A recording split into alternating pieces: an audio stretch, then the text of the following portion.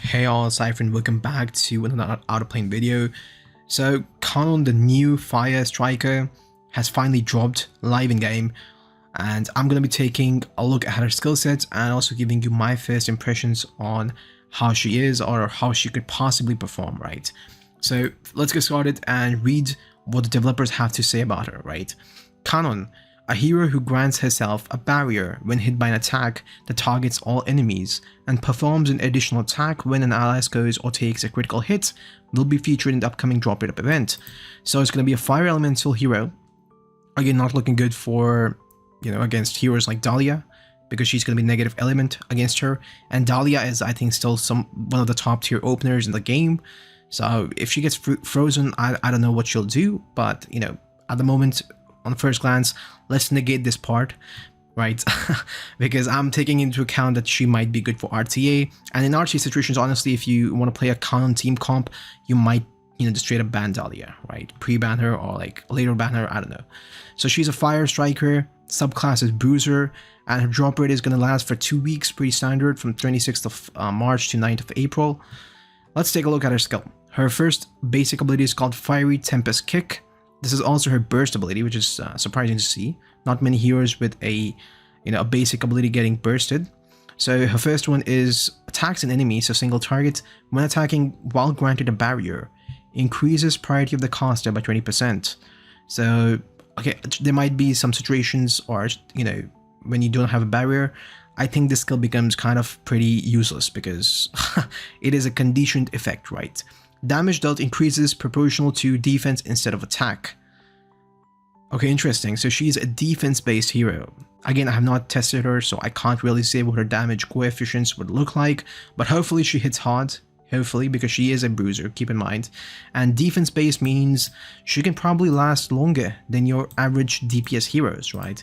Again, it really, the key point is we don't know the damage numbers yet. At least I don't know. I think many players might have already tested her.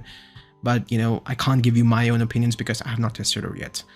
Her burst is increases critical hit chance at 120, health recovery at 160, increases immortality duration by 1 turn. Interesting. Super interesting. So immortality is still not, at least not in this kit till where I have read. So this is only her first kill. Honestly, looking at her burst effects, the first one is pretty basic, it's not something good, but the second one might be good because it will help her sustain more damage in the long run, because keep in mind, 120 burst points or action points, sorry, it's not that much. It's not that much. You could probably get this much amount in 2 turns easily, right? This is a passive, right? Are you strong? No, this is an active. Okay, this is a passive effect, but it has a cooldown attached to it. Got it. So I'm going to always read the skill enhanced level 5 version, by the way, of all the abilities, because I'm expecting players to max out her skills, right? So for the passive effect, when hit by an attack that targets all enemies, grants a barrier to the caster for 1 turn. Okay, so this is where the barrier comes in. So, it synergizes with the first ability. Triggered effect, when an ally scores a critical hit, activates Are You Strong on the enemy with the highest attack. Damn. Okay, when an ally takes a critical hit, counterattacks with Are You Strong against the enemy with the highest attack. Interesting.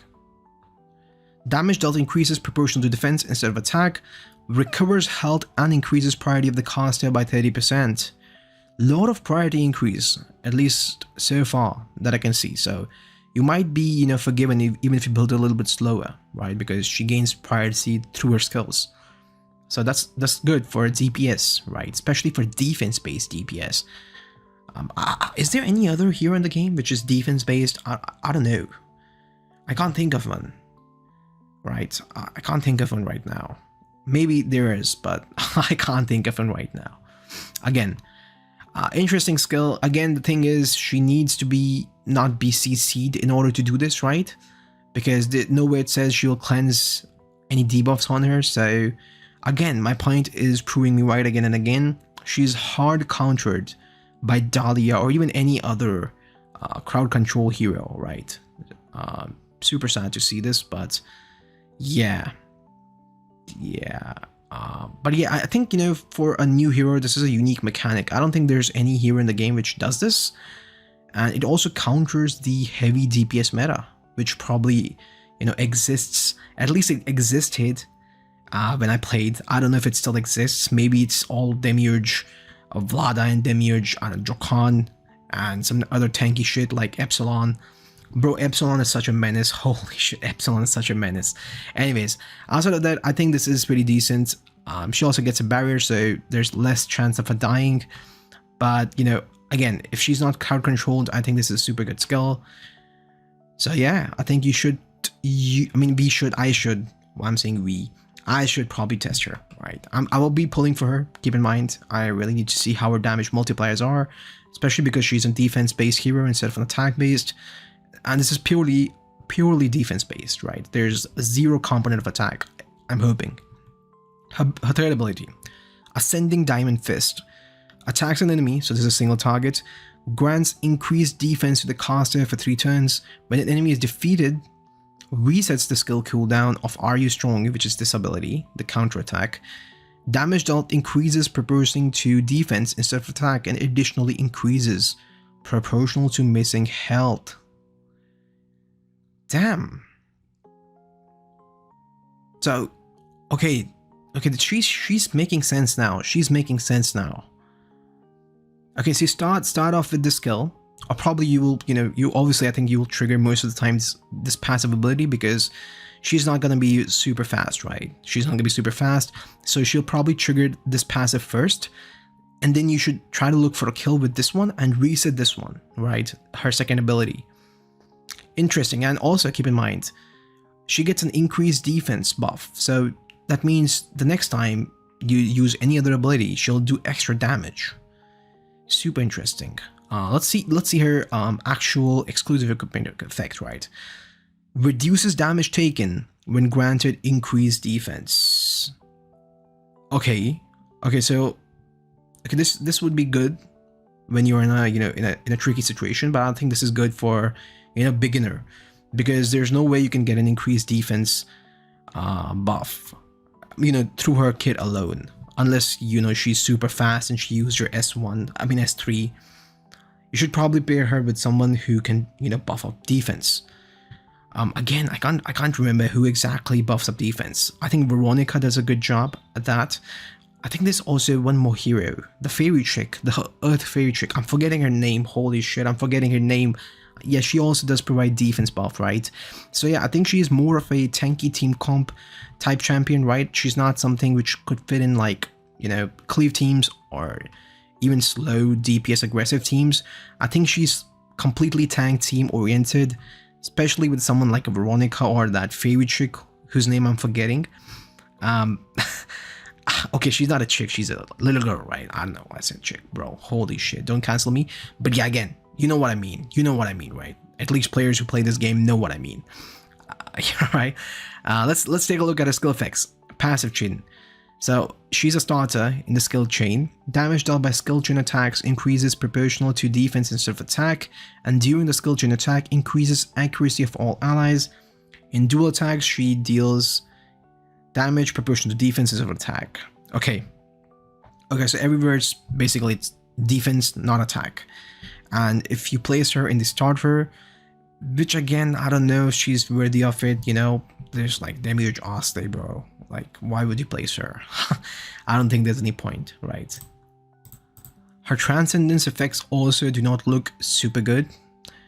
Plus, 6-star is pretty decent. You get total of 10% allied team defense. Pretty decent, but again, getting her to 6-star, I don't think it's totally worth it. Especially, looking at face value of this champion. I do think she can be decent in certain situations, but if you should just all in and go for multiple copies of her, probably not. At least I would not. I'll probably just do at least try to get one copy of her in my hands, and then I'll test her, and then probably I will give a solid review whether you should go with more copies or not. Okay, to quickly sum it up, I genuinely think she is interesting and she could be super useful in a tank team. Now, get me right here. I do still think that she is probably not gonna be meta because she is hard countered by Dahlia. probably hard counter by any other CC champ in the game, because her base speed is not looking good, boys. It's a striker, that to a bruiser, so really only thing that's going for her is her passive, which is an AoE attack which targets, it's a single target attack which targets the enemy with the highest attack, so she could possibly take down a squishy, right? Again, possibly, depending on how good her damage multipliers are. Apart from that, she's pretty conditional. First of all, you need to have a shield buff to essentially just, make use out of her base ability. The base one, else it's just a single target attack. Literally does nothing else, right? Second of all, you really need to, play against heroes which have a lot of AoE targeted abilities to actually be able to trigger this passive, right? Lastly, she should not be against a Dahlia or any other crowd control champ. So the 3 conditions to use her. Probably Mo, I don't know, her damage multipliers. Literally gonna go and summon her as soon as possible just to test her out. Her design does look super interesting to me, because of course, right? Of course. But yeah, outside of that, I still don't think she is super good. Again, they don't really, showcase how much of the percentage of damage she's gonna reduce with her EE. So really it could be anything from like 10% to like 20% or like, I don't know, 50%. I don't think it's gonna be 50%, by the way. I don't know, but yeah, I still think they should mention how much damage reduction she's gonna get. Outside of that, it's up to you. Do you think she's gonna be a viable counter to any problems you're currently facing in the arena, or potentially in the friendly arena or the RTA? Or do you think she's just, something you could summon for increasing your index, right? Your Pokedex, whatever you want to call it.